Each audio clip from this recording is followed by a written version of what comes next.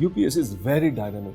Always this dynamism has been there. Always these changes have been there. ये होते रहे हैं. Actually UPSC difficult question नहीं पूछ रही है, difficult choices दे रही है. UPSC ने इस बार assertion reasoning वाले questions को काफ़ी बढ़ा दिया है और assertion reasoning question में वो basically ऐसे minds को ढूंढ रही है जो कि analytical skills रखते हों.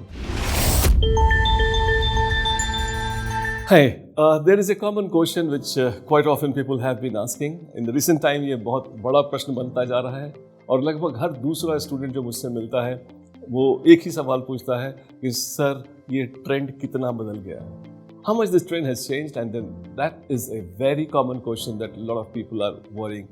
I'm sure those who are watching me at this moment, they are also talking about this trend change.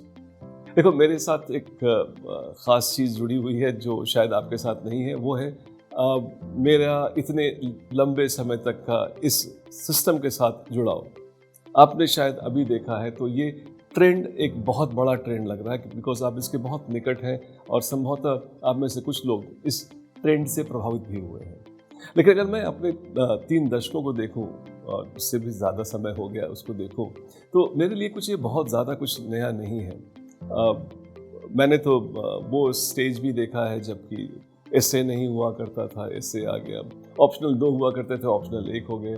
CSAT qualifying, CSAT का इंट्रोडक्शन और ये पता नहीं ऑप्शनल का चेंज. इतने सारे चेंज मैंने बड़े बड़े चेंज देखे हैं कि ये सारे जो चेंज अभी क्वेश्चंस के पूछने के ढंग में या फिर क्वेश्चन के लेवल में जो परिवर्तन है मुझे बहुत बड़ा परिवर्तन नहीं लगता है. एक चीज़ मैं चाहूँगा कि आप आत्मसात करें कि ये परिवर्तन होना ही है, परिवर्तन होता ही रहेगा और हर साल होगा.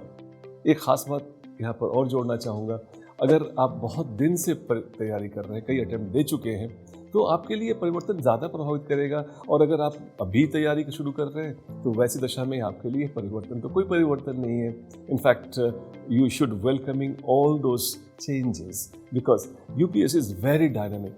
Always this dynamism has been there. Always these changes have been there. ये होते रहे हैं और आगे भी होंगे.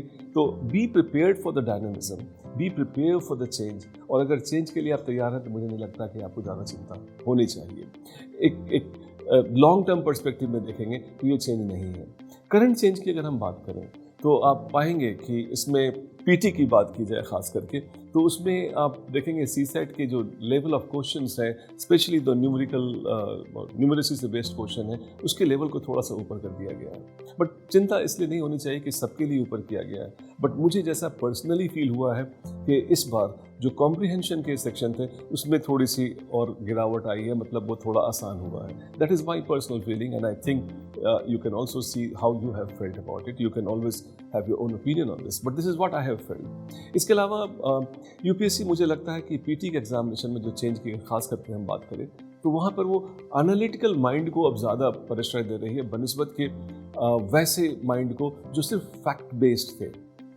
Between the line things have become more important, and I think I expect that you have to be a little more careful about that. You should be having more analytical capacity because अब difficult question नहीं पूछ रहे हैं. शायद आपको अजीब लगे सुनने में, लेकिन एक्चुअली UPSC difficult question नहीं पूछ रही है, difficult choices दे रही है. और अगर आपके विश्लेषणात्मक आपके तत्व आपके मस्तिष्क के विकसित नहीं है तो वहाँ पर समस्या आ सकती है.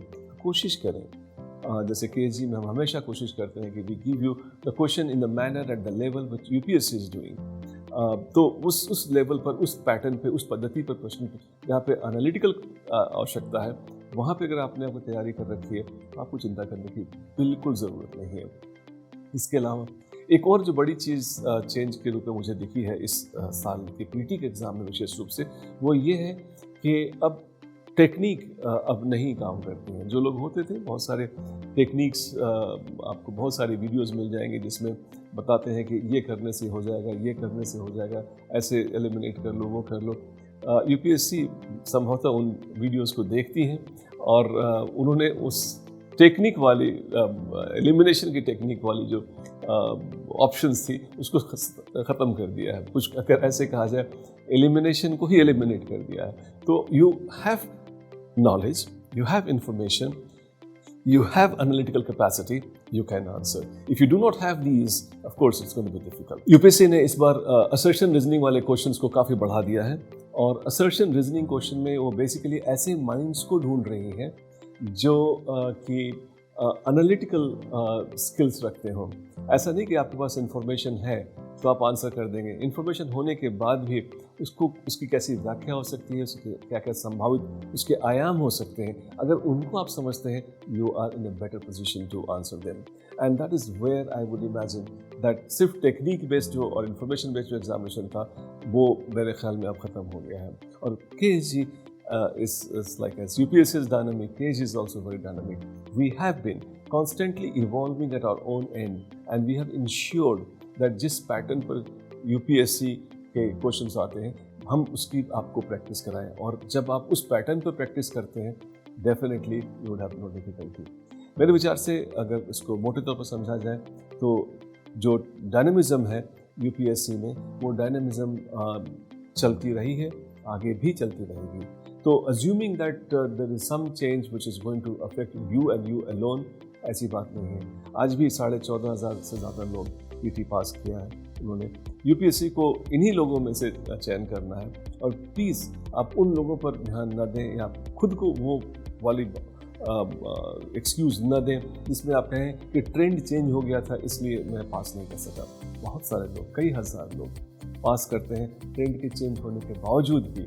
जब वो पास कर सकते हैं आप ज़रूर पास कर सकते हैं। And I think let's not worry too much about the trend. If the trend is changing, it's changing for everybody, and you definitely will face it. As my best wishes are with you. All the best.